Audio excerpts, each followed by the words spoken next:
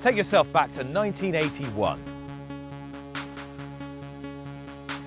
The year of this, and this, and them, and him.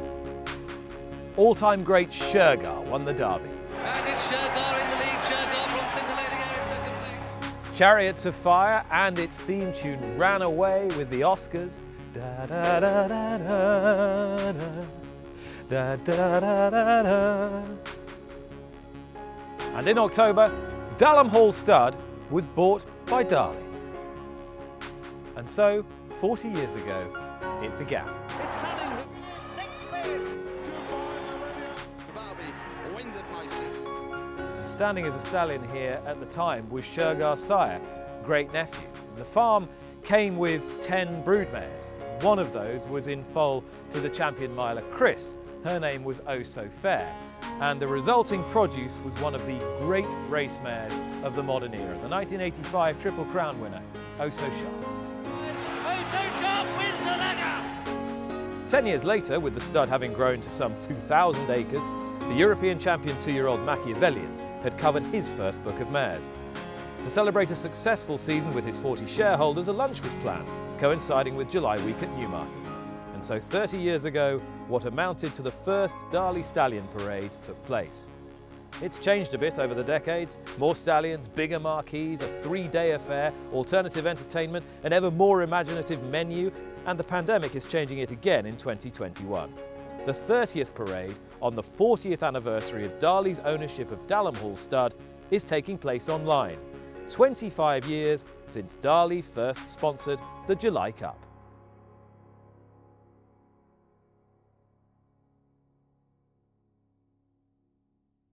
So much here at Dalham Hall comes full circle. The first Darley Stallion Parade took place in 1991, and the star of this lovely lawn then was Machiavellian. Fast forward to the mid-90s, and Machiavellian's first significant stakes winner was a mare called Rebecca Sharp. Rebecca Sharp raced in the black, white and red silks of Anthony Oppenheimer, who, out of Rebecca Sharp's dam on the house, 4 generations later, the 4th dam of this horse here, Cracksman, who is now one of the stars here at Dalham Hall, and Anthony is alongside, looking very proudly at one of your pride and joy offspring, Anthony Cracksman. It must give you enormous pleasure to see him here as a real star of the show.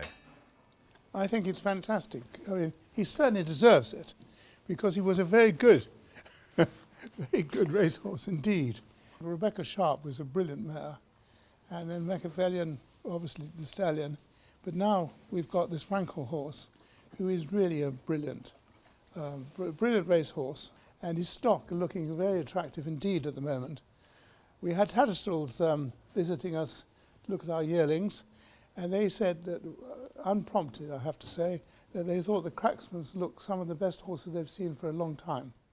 And in all honesty, you just don't need a sales pitch for the best horse there's been by Frankel so far. Absolutely. I mean, there's no question about that. And I mean, he started off really well.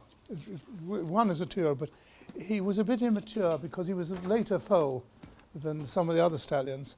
And so it took time to get going. But once he got going, he was fantastic. And won, mile and a quarter, no problem at all, winning by 7 lengths and in the Champions Stakes twice. And am I right in thinking that he shares his, I think, 5th dam with the 5th dam of Golden Horn, who also stands here at Absolutely right. Same sort of family, right? Going back, tap roots. They're terribly important in breeding horses. You really have good mares going back to really good families. And he certainly goes back to Laura, as does Golden Horn.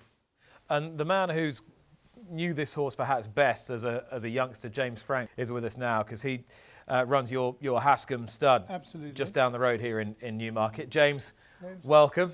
Thank you, Nick. It must be quite a wonderful experience for you seeing 2 of your boys here at Darley. Do you feel like a proud dad? We feel this way. I mean, I feel that way, and everyone else at the start feel this way. It's makes us very proud, really, to have 2 here and to have Cracksman we're looking at now.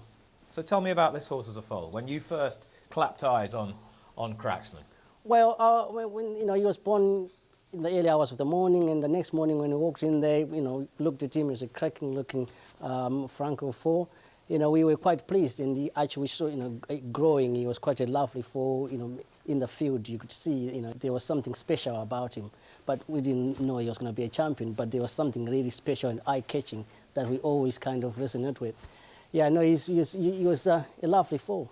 And when you've done your job at the stud and you send them off to be pre-trained and then trained, how closely can you follow them, or are you just straight back in, focused on the next crop? I mean, we constantly follow them. We constantly get news about them, you know, every week or so. You know, they tend to feed us more information that this one is doing well, this one is doing well, this one is not doing well. But with Cracksman, we just said he was actually doing well, and it was that day we were waiting for when he's going to go out and start racing, which, yeah, when he did start racing, it was fantastic to see him run.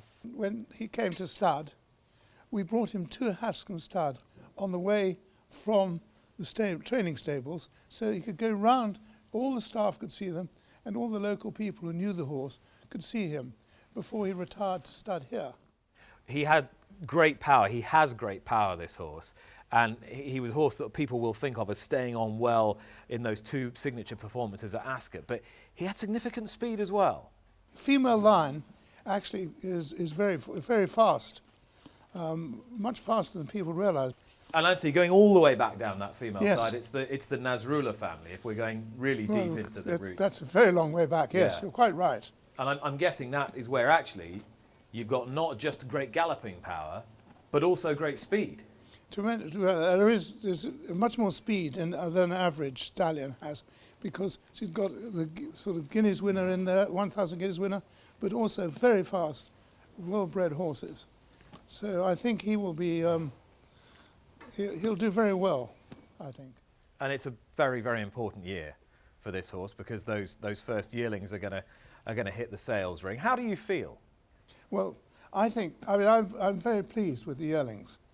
They're looking fantastic, really strong and powerful. James, you remember this horse as a foal. The foals by him that you've seen and you've raised and you've nurtured, do they share his characteristics? They do. I mean, we have got two yearlings at the moment that have got the same characteristics. and good-natured, easy to work with, and they're very lovely animals that we've got. I mean, the two colts we've got, they're lovely, good yearlings, and the two fillies, if you walk in the paddock, they are brilliant. Strength, power, class. That is Cracksman, the best by the best. He says yes. Well, a wonderful Cracksman there, Anthony Oppenheimer and James Franks, and we're racing through the Darley Stallion Parade 2021, and we haven't had a chance to catch our breath and catch up with Sam Bullard, the director of stallions at Dalham Hall. Sam, 40 years of Dalham Hall stud gone by like that. Amazing, Nick, amazing, and another stallion parade, and it's a great day for us to be able to welcome breeders who have sent mares to the stallions during the season. Sadly, no party this year, but it's great to be able to have a virtual one again, and thanks for helping us with that. Not a bit. It's an absolute pleasure, and especially to see all these fantastic horses. And for all the logistical challenges, and there have been many over the last 18 months, you must be very pleased with results that your stallions are producing on the racecourse and in the sales ring. Yeah, the stallions are really doing their bit now. We've got a fantastic roster, which you're going through today. But I think at the moment we just got to say thank you to the breeders. They've had a lot of challenges in the last 2 years. COVID last year, and this year with the Brexit and all the governments seeming to be pulling in opposite directions to make it difficult to move horses around Europe. And yet they've come through it. And I really genuinely thank them for their perseverance and for continuing to use the stallions. Are you still feeling that the industry is robust and resilient in these hard times? It's incredible how resilient the industry is. We've had a lot of help in some aspects, the way the racing has kept going. But yeah, they've been amazing, and I think long may they survive, and soon may we return back to normal quickly. Just to pick up a couple of the threads of the stallions that are here at the moment. Obviously, so much is built around the legacy of Dubawi, and I guess the ultimate legacy of Dubai Millennium. How much satisfaction does it give your whole team here that is really starting to bear fruit again in another generation? Well, the Darley Stallion operation started on the back of Dubai Millennium, which was 21 years ago. And for this son of Dubai Millennium to be such a breed-shaping stallion that he's become, it is huge for the whole operation. It's huge for the breeding operation, it's huge for the stallion operation, and obviously it's great for the racing operation. But in addition to what Dubawi's done, and more success this year, and his stallion sons like Night of Thunder, who's done so well for you, I look around here at Dalham Hall and I see potential everywhere. It's not proven yet, but I see potential everywhere in the Two Darn Hots and the Cracksmans and the Pinatubos. When you walk down this row, you must think, well, you know, this is just the beginning. Well, the great thing about having a racing operation that is working like it is working now is a huge boost for the breeding operation, and obviously leads into having a fantastic roster of young horses that are starting to come through, and that is very exciting. So much young talent, Sam, and with an eye to the future, I've been catching up with one of the new boys, Pinatubo, and the head of nominations here at Darley, Dawn Laidlaw. Dawn, how's he settled into life as a stallion? He's settled in really easy. He's one of these horses. He got here last October from Charlie's. He looked great. We started showing him to clients. You know, the general word was it was hard to fault him. He's got great temperament. He walks really well, and he looks good. And I can't imagine he was that hard to sell. An absolutely brilliant 2-year-old. That day at the Curragh, I was lucky enough to be there when he won the National Stakes. Have you ever seen a 2-year-old performance like that? No, it was a devastating performance in the National Stakes.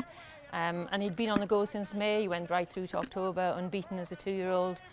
Hard to fault. So no, he was an easy sell. Everybody wanted to use him. And the thing I remember about his 2-year-old career is that he was constantly just taking his whole team a little bit by surprise. He was always slightly ahead of their expectations, wasn't he? Yeah, I think you'll have to ask Charlie about that, but I'd agree. I think Charlie would say, you know, he slightly missed him. You know, that's why he started off where he did, and he went to Epsom and ran in the Woodcut, and I think that's when they probably started to realise they had a special horse in their hands. But he's very easy, and that's what's made him so good at this next job. You know, I think the stallion men love him. He's adapted really quickly. He's a intelligent horse, so it's been easy for him. And here at Darley, we often talk about the legacy of Dubawi and his side, Dubai Millennium. We need to also recognise the significant legacy of Shamadal and what he is delivering and what he might yet deliver for you. Yeah, it's great. I mean, to have sons of the likes of Dubawi and Shamadal is really important for us. You know, there's lots of mares there that it really works to send them to sons of Shamadal or Dubawi. So yeah, it's great, the legacy of Shamadal being carried forward with the likes of Pinatubo and Blue Point. And is there a characteristic to that sire line, do you think, that specifically distinguishes it? I would say they're tough, straightforward horses. This is a good-looking example of a Shamadal, I always say. Sometimes they can be a little bit plain, but he's not. You can see he's a really good-looking horse. He's very correct. But yeah, I think toughness, that's what will stand out for the Shamadal line. And Dawn, just looking at his pedigree there at the back of the box, just going all the way back into the 3rd and 4th dams, El Jazzy, the dam of Rafa, who is the Invincible Spirit. So you're coming from an already established stallion line here of Invincible Spirit, and Ghaiyyath, who's obviously doing so well at the moment with his sons as well. So it's a really exciting stallion pedigree. In terms of his book, is it as stellar as you'd expect? Yeah, he's covered a really strong book of mares. I mean, he's supported by all the best breeders in Europe. If I just mention one or two, I'll miss some names out, but you've got the likes of the Aga Khan, Cheveley, Judmont, Moygler, Meon Valley, Dayton, Watership Down, Setchworth, Monceau. So yeah, all the big important names that will help make the stallion. There you are. Everybody wants a piece of him. Pinatubo, and his race record and his physique tells you why. And from one Timeform Horse of the Year to another, and a really important new boy to the Darley Stallion roster, standing at Kildangan in Ireland, where I'm heading now by the magic of Zoom, to join Eamon Maloney. Eamon, thanks for talking to us. Let's talk a little about Ghaiyyath first of all, because there can have been few stallions of his profile retire in recent years. How's he settled in? Oh, he's a dream to have. He owns the yard when he comes out to show. He's a very special horse. Stallions come in all shapes and sizes, but there was always something physically impressive about Ghaiyyath as a racehorse. Just describe him to me from a horseman's perspective. He is probably as big as you get when you get this kind of Dubawi shape. So he's standing 16.5, but he kind of balances that out. He's got a great shoulder, great hip, But I think his biggest thing is his walk. He just has this kind of determination in his stride, and he strides off down the yard. He's a little bit like Teofilo. They just have that kind of swagger that just those kind of special horses have. It is his big thing, his walk for me. And I think people are just very impressed. He's my type of horse now. He has everything really. And I think breeders recognize that quite quickly. And he's a classic pedigree as well, by Dubawi and Out of Nighttime, who herself was an Irish Guineas winner. So he's an easy sell, I guess, in that regard. He was a great enthusiast and a brilliant horse on the racecourse. What's he like character-wise? Character-wise, he's quite a good, relaxed horse. The lads find him easy to look after. He's he gets on about his work very. He's great. He's taken to his new job very well. He's a kind of professional sort of horse. He finds things easy. When he comes out, like, he'll stand in the yard and he'll stand up there, and he won't. Nothing phases him.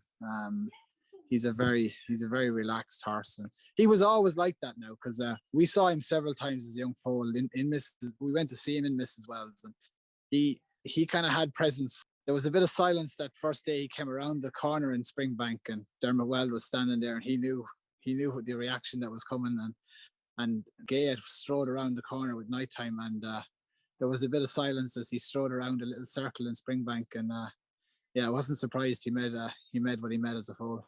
Well, if Dermot Weld knew, that everybody knows now. Ghaiyyath was a brilliant racehorse, a champion racehorse. It's great that he's doing so well with you at stud, and I can see how fond you are of him. I want to talk about another new boy. So we've talked about Ghaiyyath from that Dubawi Darley line. What about Earthlight from that Shamadal Darley line? How's he getting on? He's a very different horse to Ghaiyyath now. He's a compact horse, but unlike all Shamadals, this guy can walk. And as you'll see there in the footage as he's walking along there, he is an incredible walker for a speed horse. Like, there's not too many, record-breaking middle park winners that can walk like this. And that was the big thing when people came to see him, that it was this walk just completely surprised them, because they knew what he was going to look like. They knew he wasn't big, and they knew he had power, but I don't think anyone expected the walk. That's been a big thing with him. Given what you're saying, and from your experience looking at stallions and the distance requirements of their progeny then, would you anticipate Earthlight more as a classic type sire rather than an early speed type sire? I would think that this horse will comfortably get horses that will get up to a mile. He's out of a Group 1 juvenile filly over a mile. The new approach side of his pedigree should just add to that, but he does not walk like a sprinter, so I would expect him to get kind of from Everton from 5 comfortably to a mile. And from a horse who could conceivably get sprinters, milers, classic horses, good 2-year-olds, to a horse who was all about speed and power. The only horse to win 3 Group 1 sprints at Royal Ascot, and that horse is Blue Point. Now, his first foals are on the ground now. Eamon, do you like what you see? Oh yeah, he's stamped them. There is no doubt. They're Blue Points when you walk out into that field. They have that bit of presence, but the strength and quality. They have the Shamadal head, but not the typical Shamadal head, but they definitely have those qualities. And we've seen quite a few nice foals by Blue Point here in Kildangan so far, and definitely out with our clients as well. There is no doubt about it. They are nice. And am I right in thinking he's had quite an interesting selection of mares? There's no doubt the best mare that he covered was probably the Dama Palace Pier, and she has a cracking Blue Point foal in the ground. But there's plenty of backup to her to produce a good Blue Point. But he's taking some of those classic type mares as well, isn't he? He's not. People aren't just looking to breed a sprinter by him, even though he clearly was a brilliant sprinter himself. Oh yeah, no doubt. I think people were just so impressed by him. He was out on his own last year as the best stallion that retired to stud, bar none, I think. And people respected that and sent him their best mares, So the mare quality that he covered is exceptional. Well, Eamon, it sounds like you've got masses to look forward to. Thanks so much for talking to us today. And now we are going to meet a breeder who has the good fortune to have one of those foals by Blue Point. Matt, perhaps first we can start by asking what it was you liked about the stallion. Well, I suppose his race record, Nick, for starters. I mean, he raced a long career, a brilliant 2-year-old, beat some very good horses. and he's consistently ran in 2, 3, and 4, always in the frame.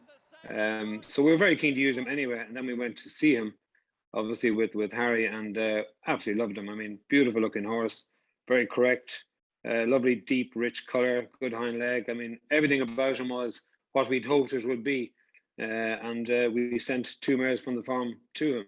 Obviously any stallion first crop in Kildang and commercially is attractive, a son of Shamardal, and we chose a mare that we thought was a penalty kick in producing a nice foal, and the other mare was, you know, a mare having her second foal, so we didn't have as good a proven record with her, but both foals, exceptional colts. I mean, I think it's a case of black cat, black kitten. I mean, both foals look very, very like him. Same colour, just a beautiful attitude, both absolutely beautiful colts from day one. So I did actually call the boys in Kildang and I said, we got a real one here. I think he's certainly got 2 from 2 here, but 2-0 up here, definitely. And from one Darley stallion in Blue Point who's got his first foals on the ground this year to another. And can it be 12 months since Madeline Lloyd-Webber and Simon Marsh and I were standing looking at Too Darn Hot and wondering what might happen? Here we are at Watership Down. Madeline, what has happened? How happy are you? Well, I mean, it couldn't have gone better so far. We're really happy with the foals. He got a lot of mares in foal, and the foals on the ground, I'm not an expert looking at foals at all, but what I do know is when they're pretty and attractive, and the ones I've seen certainly seem to be, and I do know when they're too small and they're not too small, and they look the perfect article. They all look a bit like him, which is great because he's a really, really attractive stallion. They always talk about stamping stock. Why is that important, Simon? I think it's interesting. I mean, some horses do really, really stamp their stock and others don't. I mean, Frankel is a prime example of a horse that seems to throw to the mare rather than to the stallion. But, you know, Dubawi's, you can see a Dubawi out in the field every time, you know, you walk out into the field, he really, really stamps his stock. And Too Darn Hot seems to be a horse that really, really does stamp his stock. He seems to be a pure bay breeder. Every single foal he's had so far has been a bay, and I think it is a hugely important thing that if they are stamping their stock, they are then, you know, you would hope that the talent that they had as racehorses will really come through. Madeline, you've had so many good racehorses, you've had so many great brood mares as well. What's the experience like of being so heavily involved with a horse who could, if things go right, be really important for the breed? Well, I mean, we're just fingers crossed. I mean, you just never know if they're going to make it as a stallion, but he's got everything going for him. And of course, that family's given us an enormous amount of fun, you know, Darley Mead, the Dam, you know, just, you know, all those Group 1s all over the world. And then we've got her stock, Somi Dar, Lati Dar, again, all over the world, black type winners. And it is incredibly exciting. That family just keeps giving and giving. And it just wouldn't surprise me at all if Too Darn Hot makes a great stallion. We seem to be really lucky, and I'm touching everything. And in terms of, it's not as though you're ever going to need anyone to twist your arm to maintain your enthusiasm for the sport, but how much greater will it be when there are hundreds of little Too Darn Hots running around and you can pretty much watch them every day? I can't imagine what it's going to be like, because every day Simon is going to be ringing me saying, we've got 5 runners today all over the world. I mean, it's just never going to stop. He's bad enough anyway. We hardly have any runners, but when it's going to be, you know, 140, and then we've got the Australian ones as well, it's going to be every day there's going to be an interest. I think it'll be the most exciting chapter in our racing and breeding career. And Simon, how's he taken to the shuttling? Because they've got to have a certain temperament for it. I think very, very well indeed, and as you say, they do need a temperament. I mean, he covered a full book of mares in his first year. He went down to Australia. He was limited to 130 mares down there. He's got well over 90% of those mares in foal, and he's come back here and he's covered a full book of mares over here. He's got over 140 mares in foal in his second season, which, you know, to be honest with you, is remarkable for any horse in their second season to have that support from the breeders. And Madeline, when you look back on his racing career, how do you reflect on it? It was just full. I mean, the amazing surprise, we've never really had a 2-year-old that has really blasted onto the racing landscape like he did. Ours tend to be 3-year-olds or back-end 2-year-old, 3-year-olds. So the exciting thing for us is we were in the game with a colt that we hardly ever have a colt either, but in the 2-year-old races. So that was really exciting for us. And the Dewhurst was just a standout day. The ups and downs of his 3-year-old career, you know, with his slight injury that put us off beam for the Guineas, and then finally coming through at the end, and then the injury again, was just the ups and downs were exciting, but he happened to be champion 3-year-old, so it all came good in the end. Yeah, champion juvenile, champion 3-year-old, but almost we knew how good he was, that we always wanted a little bit more, didn't we? Always wanted more, and everybody was just so disappointed he didn't make it to the Guineas, because I think that would have been his race, but we'll never know, and it didn't matter because he won those Group 1s later on in the season. He's obviously from a family that served you incredibly well, but going back through his pedigree, Simon, he's absolutely steeped, he's soaked in sort of Darley stallions all the way back to Topville in the 80s and in the wings in there as well. Yeah, I mean, I think remarkably, yeah, he's the mares by Singspiel, who's by in the wings, who both stood at Darley, and the stallion Dubawi stands at Darley, and Dubai Millennium stood at Darley, and I think Topville stood at Darley. So, yeah, there's Darley stallions all the way through the pedigree, but you know, one of the remarkable things about his pedigree is that, you know, he was a multiple Group 1 winner. He's out of a multiple Group 1 winner, who's out of a Group 1 winner. And, you know, there's just Group 1s all the way through his pedigree. It's just steeped in it. And you go back into the third dam and you find Darshan, who was the most fantastic stallion himself. Is that old Aga Khan pedigree, isn't it, coming through from generations back?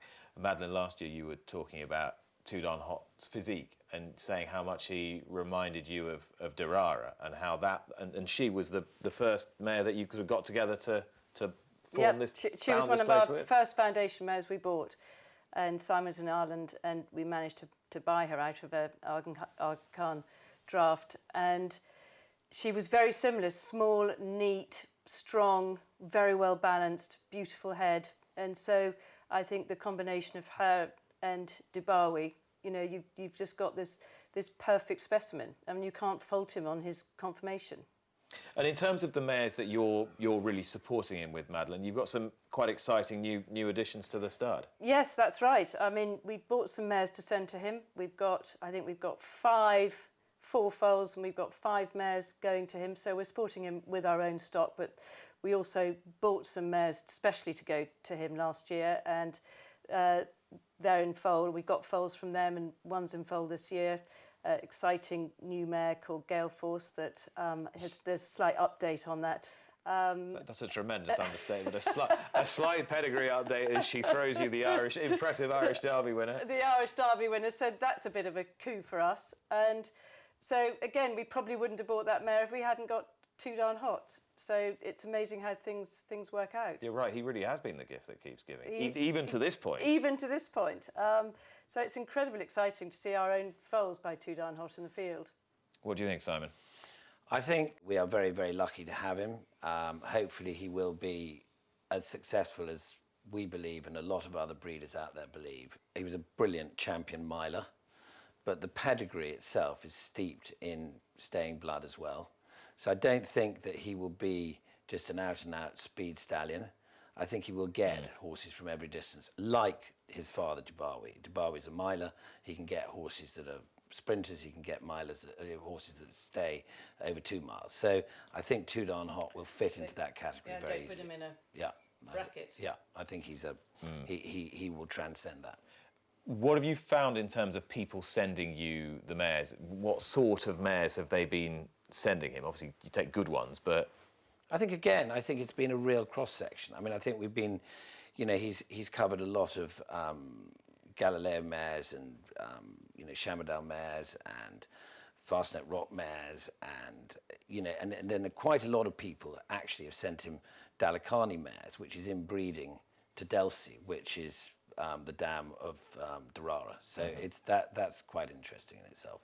Do you find it quite easy, given the success that you've had, to separate out the commercial needs and what gets to you sentimentally with these horses? It's sort of worked for us in both ways. We get attached to the mares, we get attached to the fillies, we tend to keep all of them. We do keep some of the colts, and frankly we've been rather lucky with the ones we've kept because we've had to keep them. And so if something works, then you may as well stick with the system. Madeline, if you had a single ambition for Too Darn Hot as a stallion, what would it be? Or we'd love quite a bit of black type for his first 2-year-olds. That would be fantastic. And then wouldn't it be great to have if he bred a Guineas winner? Do you feel that would be completing the circle, if you like, and that was the race he couldn't get to and he should have got to? I think that would just, frank the form, wouldn't it? That would just frank the whole thing. It would be fantastic. Racing up towards the line, Masar by 2 lengths to Roaring Lion and DXB, and it's Masar's Investec Derby for Godolphin. Well, no matter which way you look at it, there's always something special about a Derby winner. It is the race, and here's a Derby winner by a Derby winner by a Derby winner, because he's Masar by New Approach, and he won the Derby for Charlie Appleby in the Godolphin Blue. Peter Stanley's with me, of New England Stud, and Peter, you're a big fan of this horse, Masar. Just tell me why. He's kind of, in some ways, he's a bit of a breeder's dream. We all historically wanted to use Derby winners, but he's an old-fashioned Derby winner in that he's got the speed, he was hard raced, that sort of thing, and he had and has many different talents.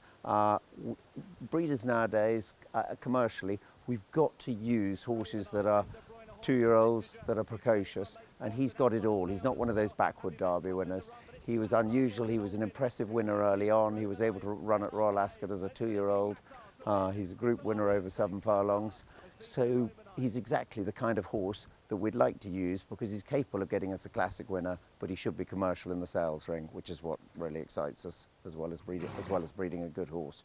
He's standing with Chris here today here at Dalham Hall, and I know, Chris, you're not the tallest, but this is a big horse. He's a proper unit. He is. He's very robust, as you can see, very well built. The power from behind is immense, Nick. So, really pleasure to do him. And Peter, when you're coming to look at these stallions and you see a horse who's got his height, presumably you want all the dimensions to match that height. Yeah, we want the depth, we want the power behind the saddle, we need the bone, and I was really pleasantly surprised to see just how good looking he was when I first came to see him. He's an athletic horse, he's a great walker. Normally, we're having to give up on something, because if you're trying to be commercial, can you afford the top prices? So normally you can't have racing performance and conformation and the pedigree, but this horse has actually got it all. I mean, Urban Sea needs no introduction. She's been probably the greatest broodmare of all times, in my opinion. Her influence on the breed is going to be quite extraordinary going on, you know, with See the Stars and Galileo. So to find a horse here, descended from a mare like that, with looks like this, who was a 2-year-old group winner, who was able to thrash the opposition in the Craven over a mile, and then go on and win a derby and go to stud for £15,000. Frankly, I couldn't get enough of him. Yeah, that was the nub of it, is we could afford to use him. You know, I suspect if he'd retired a year earlier, he wouldn't have been so affordable. But us breeders have short memories, and you know, his 4-year-old career wasn't such a success. So that was actually for the benefit in some ways of the horse and the rest of us, is we've been able to afford to use him. But I think a lot of the sensible breeders have got in and made use of him. He was £15,000 his first year, £14,000 this year, and the reports on the foals are very, very good, talking to other people. So I think he's a horse to be excited about. So Nick, he's got that great length of stride, which I think is, you know, so important. When we go to the yearling sales, obviously everybody will be wanting to see a good walker, and he's got that. The thing I particularly love about this horse as a Derby winner is that he had the speed and precocity to go with it. You know, historically, obviously being a Derby winner is the most important thing for a stallion, but in this modern world we live in, increasingly people are wanting speed, and so to have the combination of the speed with the Derby winner bit is exciting. I think there's something almost rather tragic about now when a horse wins the Derby. Everybody feels they've got to bring him back to 10 furlongs to prove that he's that he's not a stare and that he's more commercial and that sort of thing. And it's something that in racing, if we're going to keep England's heritage and what British racing and European racing is all about and not go the Australian route, we've got to use horses like this, because if we don't use these kind of horses, we're going to lose the stamina gene, which is all important. Speed and stamina, this is what we want. Every big stud needs its star, and fortuitously for everybody here at Darley and Dalham Hall, this horse, Dubawi, he's gone a bit shy on me, has been its star for many, many years. Sam Bullard, just what a wonderful animal he is and has been for you. How lucky we are to have him. How lucky we are. Son of the great Dubai Millennium. The object of the whole stallion operation was to try and get the next best stallions. And in Dubai, we've managed to get the best horse that's ever stood in Britain by some margin. Masar 44 Group 1 winners now, and leading the field in Europe this year for black type winners by, well, he's had 22 black type winners so far, which is considerably clear of the field, so he's remarkable. But of course it's not about him nowadays, it's about his sons, and that's exciting seeing them coming through. Okay, so the bald fact is that 10 of his sons have produced a stakes winner this year, which is a remarkable statistic. Yeah, I mean, it is so exciting. So Night of Thunder is doing a great job for us at the Kildangan Stud, and leading the field over there, and you know, arguably the best, the most exciting young horse coming through.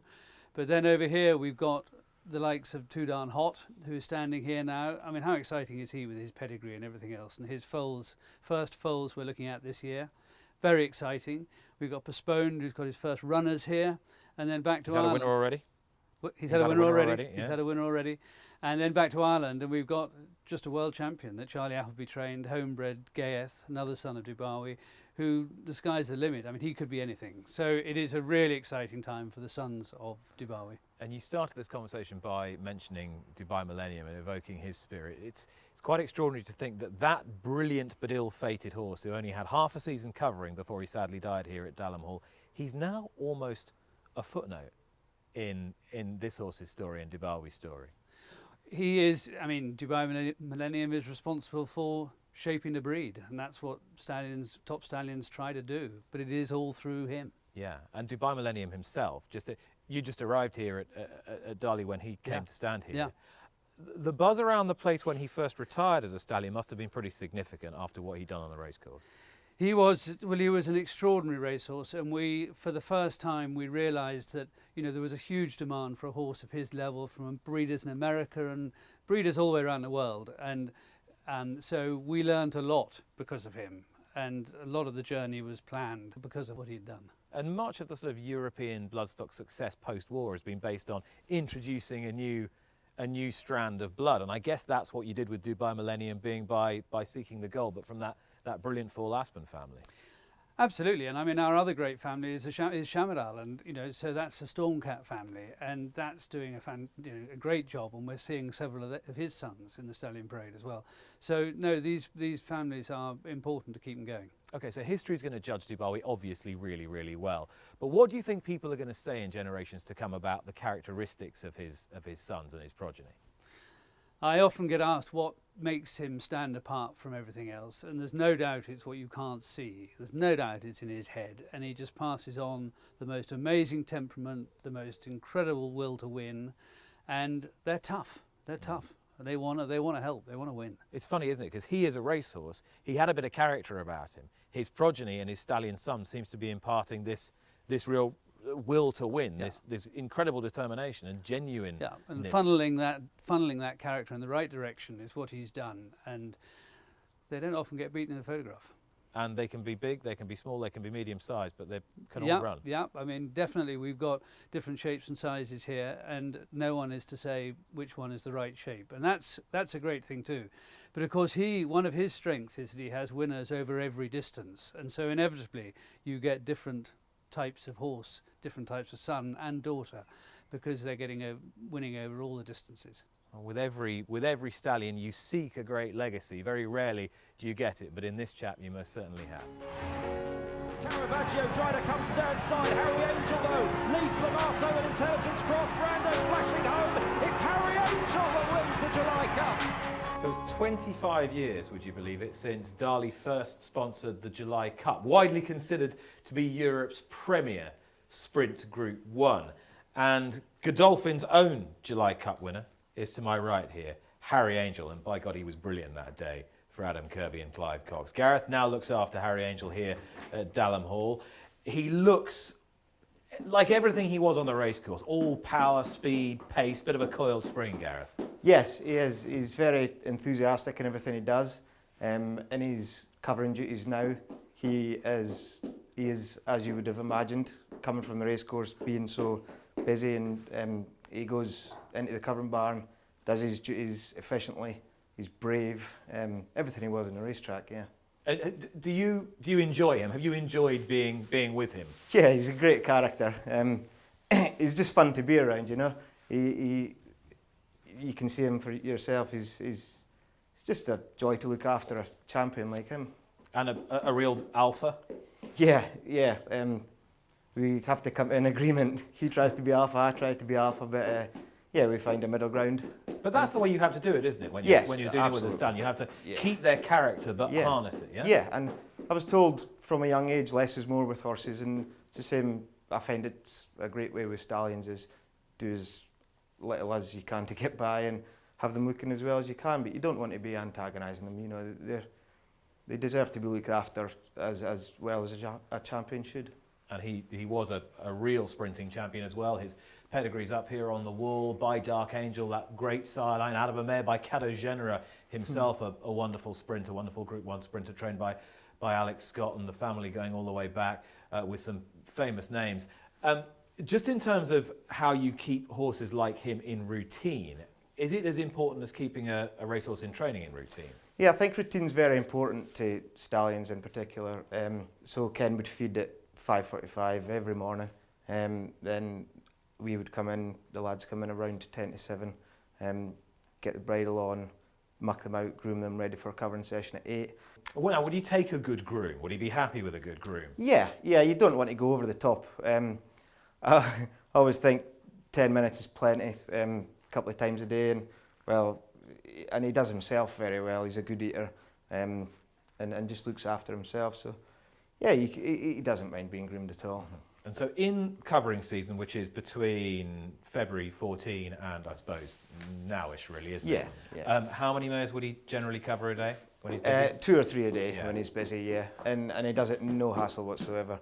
The first half of the season, he would be exercised in hand for 90 minutes in the morning and in the box for the rest of the day, and it just keeps him fresh and able to keep up to the demands of covering. It's hard work for these horses. Because that's the interesting thing, isn't it? Covering 3 mares alone is not enough to keep him fit. He needs the fitness conditioning to be able to manage the covering. Yeah, of course. And he wears a Sir England side reins when he goes and exercise, and it just makes them use himself properly and walk in the right posture. So when you're looking at a stallion, when you're looking at an active stallion, quite a young one like him, he's only, what is he now, 7 years old. What do you want to see from them in terms of their musculature? Well, just a nice outlook. Harry wouldn't be the strongest looking stallion in the world, but he's well put together. He's got that sprinting hind quarter on him, his strong shoulder. But yeah, you like to see a little crest on the neck and just look like a man, you know. But when we talk about stallions letting down after they've come off the racecourse, we don't mean like you just let them go slobby and get fat. You still want to keep them toned. Yeah, it's a completely different type of fitness. And I guess you would look at them like bodybuilders, you know. They're big and strong and powerful because they've got, like I said before, they've got to be powerful to do their job. So you're turning them from a sort of a track athlete to a sort of weightlifter. Yeah, that's exactly it, Nick. Yeah. Well, Gareth, thank you for letting me spend a little bit of time with Harry Angel. He's clearly a horse with plenty to say for himself, as he did on the racecourse, and it's an important year for you, Harry Angel, because your first yearlings are coming up this autumn, and I'm sure they'll make a significant splash. So time now to take a look back on what we've seen already in 2021 from some of the Darley stallions. And to help me do that, I've got Amy Bennett, who's the managing editor of the European Bloodstock News, and renowned bloodstock journalist Martin Stevens. Amy, let's start with Dubawi. It seems an obvious place to start, given that he normally graces this lawn on every Darley stallion parade, many of which you've been involved with. It's been a very interesting season, even by his own high standards. Yeah, I mean, the problem with Dubawi is really, he's a very hard horse to, what can you say about him? He keeps raising the bar on his own achievements. I think what we're seeing now is very interesting, that he's also making him an impact as a broodmare sire, as we saw with this year's Derby, which I believe takes him to 4 individual Group 1 winners as a broodmare sire, as well as his own stakes-winning progeny, and then all of those stallion sons that are doing so well. Yeah, I think 10 individual stallion sons of Dubawi have sired stakes winners this year, which is quite a statistic to get your head around, Martin, isn't it? Yeah, absolutely. I guess The best of those at the moment, or the most prominent of those at the moment, is Knight of Thunder. Everyone loves Knight of Thunder because his progeny are just so genuine and they're classy. Obviously, Dubawi overridingly is a conduit for that class. Knight of Thunder is definitely passing that on now. He had their Thundering Knights the other day. He has Keep Busy, and they're such genuine fillies. They try so hard, they put their heads down, and they're so straightforward. Yeah, a couple of Royal Ascot winning fillies for Knight of Thunder. Exactly, Dubawi himself striking in the Jersey Stakes with Creative Force, a 1-2 there. So he's still getting these fast horses, as well as being an influence for stamina in other places. Yeah, very much. I mean, I think that's always been Dubawi's hallmark, that his Group All Grade 1 winners have come from everything from 5 furlongs to 2 miles. You know, versatility has always been one of his hallmarks. And I think it's fantastic for breeders that we're seeing that carrying on into the next generation. Your mention of the extreme stamina index leads me neatly on to the Gold Cup this year and Subjectivist's performance. Subjectivist, the son of Teofilo, Martin. This was rated the highest Gold Cup winning performance of the millennium by Timeform, 130. Yeah, and you can see why. It was a high-class field. He won easily. He won very simply and easily. He just went to the front and he stormed home. Excellent stallion, Teofilo, and probably, you know, slightly an unsung hero because he just produces all these Group 1 winners around the world. I think Exultant in Hong Kong is being retired this week. He's the highest earner in Hong Kong, I believe, won 5 Grade 1s out there, bred in Ireland. And he is also making it in the second generation. Damsire of Max Sweeney, Havana Gold, he had his winner at Royal Ascot as well in the Windsor Castle Stakes. So again, there's that versatility there. You know, Teofilo is making his influence felt over 5 furlongs up to the Gold Cup distance. Yes, you've got Teofilo as a grandsire of a winning 2-year-old at Royal Ascot, courtesy of his own son, Havana Gold. What about a Darley first season sire who's had a winner at Royal Ascot this year in Profitable? It doesn't seem a minute ago we were standing here last year with Adam Kirby remembering his racing career. Yeah, I mean, I think, you know, on the flat, Royal Ascot isn't possibly quite the pinnacle that Cheltenham Festival is for the jumps breeders, but it's certainly the first point at which we really start judging these young sires. So for any young stallion to sire a winner at Royal Ascot is very exciting, but to do so in your first crop really makes people sit up and take notice. And she looks a really progressive filly. You know, this isn't going to be where her story ends. She's just going to keep improving. And, you know, Profitable's, I believe, 8 individual winners so far, and that number we're just going to see increasing throughout the season, which is really exciting to see. Yeah, this is Quick Susie, isn't it? The winner of the winner of the Queen Mary. Yeah. And not the only first season sire here at Darley that's made some sort of an impact. Postponed is a very different type of horse, Martin. He's had very few runners, but he's already off the mark. I don't mean to after time, but I did write earlier in the year that I thought Postponed might make more of an impact this year of his first 2-year-olds than people might expect. He's by Dubawi, who's obviously a champion 2-year-old himself, and he's also from that family of the champion 2-year-olds, Simply Perfect, Biancanera, lovely looking horse, had that winner already. I think he'll do well. And to have one so early on in the season. Yeah. I think if memory serves, Amy, and you'll know because you were here probably around about that time, when Dubawi was first at stud here at Darley, you got to this point in the season, really he was right the way down the table. By the end of the year he'd had 30-odd 2-year-old winners. The second half of the season just flew, and I think, as Martin says, you know, Postpone's female family is so strong as well with that prevalent juvenile speed. And I think because Postpone did so well as an older horse and from 10 to 12 furlongs, it's easy to forget that actually he did win in, I believe, August as a 2-year-old and ran a really good race in a sales race at Newmarket. Obviously his Group 1s overshadow all of his younger achievements, but he was no slouch as a juvenile. So it's not surprising to see that being bred on now. Well, Amy, Martin, thanks so much. Amy Bennett and Martin Stevens, looking back on what already has been a tremendously profitable, pun very much intended, 2021 for Darley Stallions. So that brings us to the end of the Darley Stallion Parade 2021.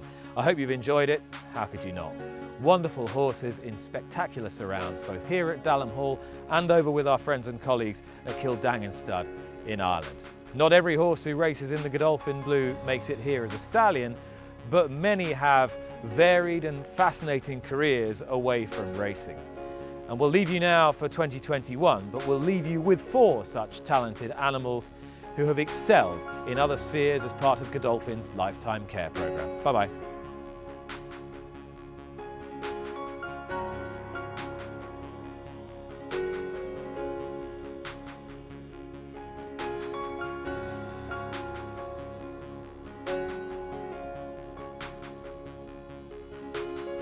he has been a horse of a lifetime because he's just such a big character, such a nice horse to work with. It's been a fantastic opportunity to get this horse from Godolphin actually, and I'm very, very grateful for it. The main aim of today was just to give Jazz a good experience at his first ever one-day event, and no matter where we finish, I'm just so proud of his attitude, and it really speaks volumes to the versatility of the thoroughbred. You can't not help fall for him, you know, he's a big softie really at heart.